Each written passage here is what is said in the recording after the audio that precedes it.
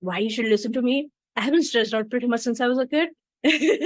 Solely because, not because of bad family or bad society or anything along those lines, but really more so because I was a super ambitious kid. I still am, but back then I didn't know how to harness this stressful energy properly, and I would constantly fall sick.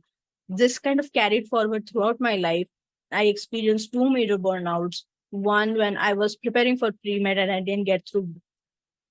I'm not going to blame anyone, but competition here in India is crazy high. So I Mm-hmm. lost out on my seat by a couple of marks and I was pushed back thousands of kids. That happened again when I took a drop year to prepare once again for the medical exams. And when it happened the second time, I was experiencing the biggest burnout of my life.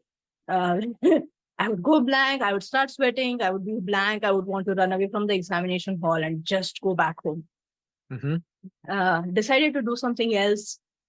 Fast forward, experienced my second burnout in 2019 when I was working in a digital advertising agency as a content creator in a really toxic workplace. And that was when I experienced my second major burnout. I was this close to losing my sanity. I'm not even going to lie. At least from my personal perspective, I was losing it.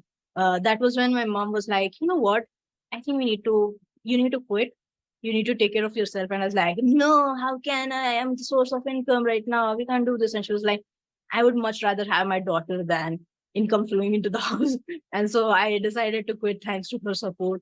Joined another company, had to quit because of the pandemic for a super ambitious kid that's losing out on two jobs in the span of 6 months and going backwards instead of going forward. And I was pretty lost. That was when I was introduced to spirituality once again. I was reintroduced to spirituality, I should say, and got introduced to coaching, decided to help people get back to themselves, added burnout to the mix when my mentor asked me, this is amazing. You're helping people get back in touch with themselves, but what else? That was when I realized that, oh, I was burnt out in 2019. By then, I didn't know any idea I was burnt out. So, I was burnt out. A lot of people probably don't have the awareness just like I didn't have it. And so I wanted to help people manage their burnout. And I realized that burnout is nothing but improper stress management over a long duration of time. So manage your burnout regularly and properly. You don't burn out. And I would much rather work with people uh, to prevent it than to wait till they are already in the dis-ease of burnout. Mm-hmm. And much rather people avoid it as much as they can and practice healthy habits that helps them prevent that. So yeah, that's my story. That's why you should listen to me. I think so.